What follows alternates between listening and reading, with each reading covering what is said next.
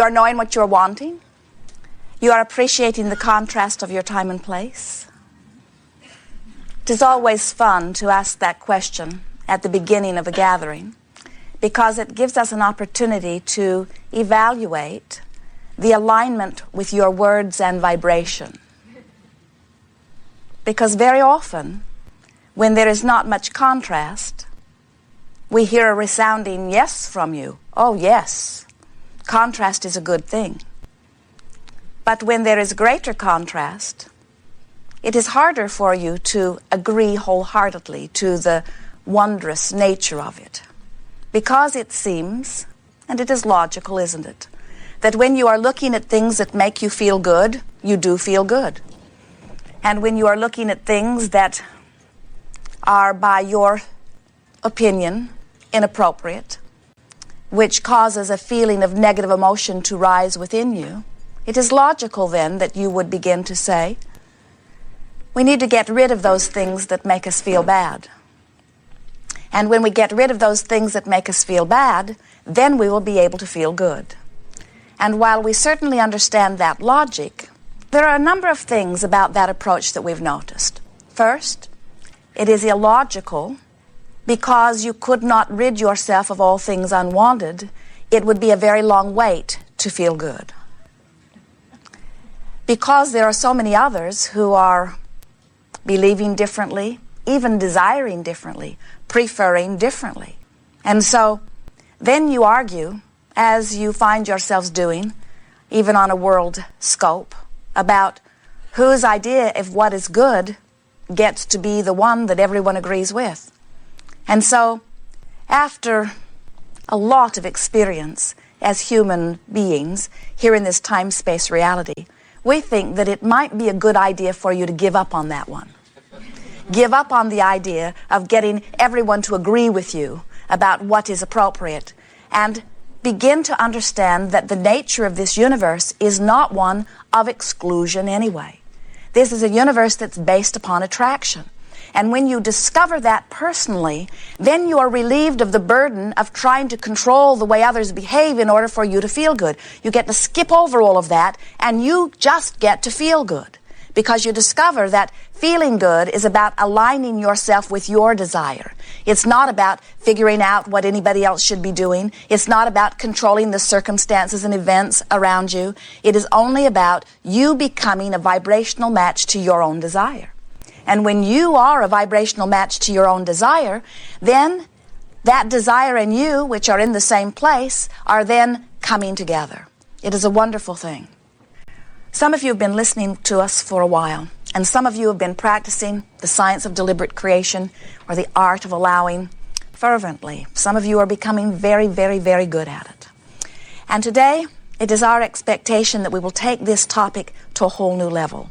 It is our expectation that together we will discover not only some processes that will assist you, but some understanding of the basics of the laws. We want you to begin accepting that you are vibrational beings, that everything is. So as you stand in any point in time, you are an emitter of vibration. Now, you are multifaceted. You think many different thoughts. There are many topics upon your mind. There are many subjects in your life. There are many people that you could focus upon, or events that you could focus upon or remember. You can focus in your present, or you can remember in your past, or you can imagine in your future. You can look in your own life experience, or you can broaden your gaze to the expanse around you. You can look into the television world, or into the movie world, or into the neighborhood, or into the worldview. In other words, there are so many places that you can look, and in every place that you choose, in that which you see, or in that which you perceive, we might even use perception as like a sixth sense. You see, which is vibrational interpretation. You hear, which is vibrational interpretation. You smell, you taste, you feel with your fingertips. You perceive, which is vibrational interpretation. So as you are perceiving out into this world, the dominant vibration within you, it's really a key word. The dominant vibration within you is your strongest point of attraction. As Esther sat to quiet her mind today, to allow Abraham to flow through her. She always sits and focuses upon something mindless, knowing that if she can quiet her mind, her vibration from whatever point it is at will raise some. And it is always her objective to be in the place of least resistance so that the vibration that is Abraham can flow through her in the most non-resisted way.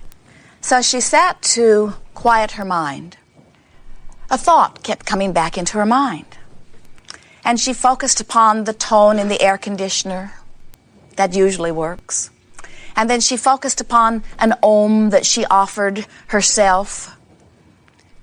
And while she was able to quiet her mind here and there, her thought kept going back, going back, going back. And so she said, I think I will have a chat with Abraham, because it was of interest to her that her mind kept going back to the same thought. And we said to her, Esther, your mind is returning to the dominant thought within you. Which is logical, isn't it? But it was particularly interesting to Esther because she knew why that dominant thought was there. It was a thought that she'd been focused upon all day yesterday. And as she had focused upon this thought all day yesterday, she had activated it to a pretty strong vibration. So today, as she is attempting to quiet her mind, it was not difficult for her to sift out which thought it was. I'm going to tease Jerry just a little bit here because it comes back to the idea of the dominant thought that Esther kept coming around to.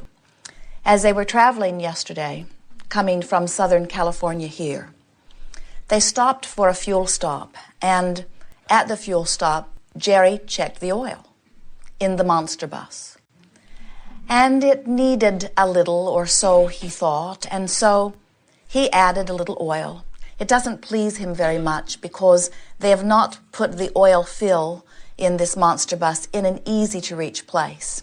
And Jerry is the person that has become famous in that he can garden in white clothes and never get dirty, and here he is trying to keep from getting oil all over everything. And so he goes through quite a few contortions in order to make that the perfect oil-filling experience.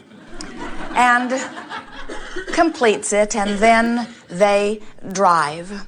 And then further down the road, they stop, and when they walk around the rig, as they often do, Jerry notices that there is oil all over the tow car, and all over the hitch, and all over the back of the motorhome. You know, that oil that he was wanting so much not to get anywhere was everywhere. And then he realized that he had not replaced the oil fill cap. So he checked the oil, and there was still some in there. In fact, most of it was still in there. Only enough to make a really big mess had gotten out. And then they did not know what to do. They wanted to come here to see you, but it doesn't seem right to drive with an oil spray happening behind you. And so they called to see if they could locate one, and the closest oil fill cap was 247 miles from where they were. The mechanic said that there is not pressure in this contraption, but it is an oil fill cap that screws in, so there is no lip whatsoever on the top of it. And so now Jerry and Esther are looking all around in the motorhome to try to find something creative that they can plug this hole with. Esther loves this. But they're not sure how hot it gets, will it melt, and they're not sure exactly what they're doing about it. And so Esther brings this, and then this, and then this, and then this, and they try this, and they try this, and nothing is working. And so Esther is looking through a drawer, and she finds a brass coupling for a hose connection, very heavy piece of brass, and she is thinking, this looks to be just about the right size. And because it is heavy, it may sit in there pretty good. And then she has pictures of it flying around in the engine and playing with the belts. And so she brings it to Jerry, and Jerry praises her profoundly. This is the perfect thing to plug this hole. And so he said, let me try it. So he takes the hose coupling and holds it in the hole, and Esther was right, and so was Jerry. It fits perfectly. It just needs a little cork in one part to keep the oil from spewing out through there, and maybe a little duct tape around the edge to make it fit just exactly right, and maybe some wires to hold it so that if it does fall out, it won't get into the engine. And they're all very excited. Esther said, it seems to me that this is why they call this jerry-rigging.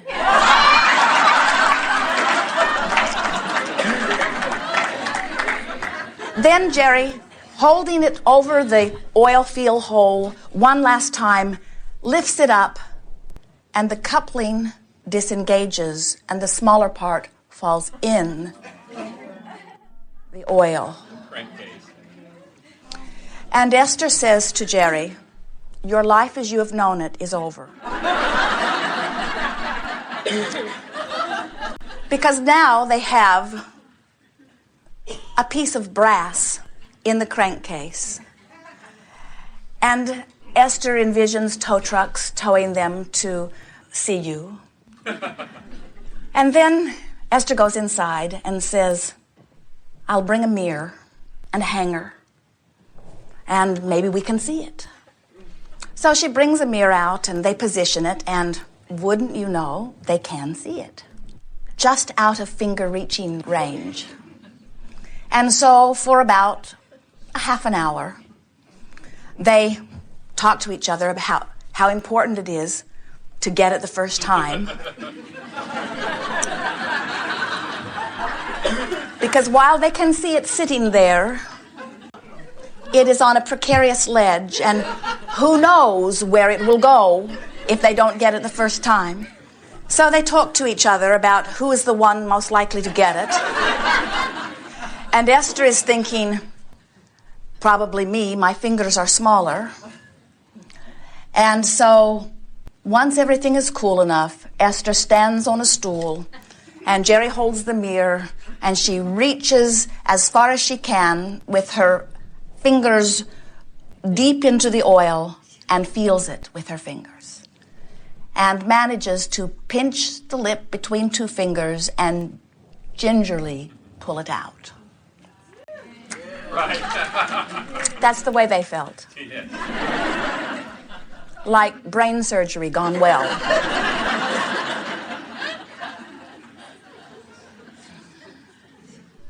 And so this morning, as Esther was meditating, that's what was on her mind. In other words, she kept coming back to different parts of the story. She could not get it out of her mind because they laughed about it, they talked about it, they retraced their steps, they stopped on the way and picked up 2 new oil field caps. Esther said to Jerry, get 2, and he said, we'll only need 1 because if it ever happens again, I'll take my own life. And Esther said, but if you take your own life, I'll still need the cap.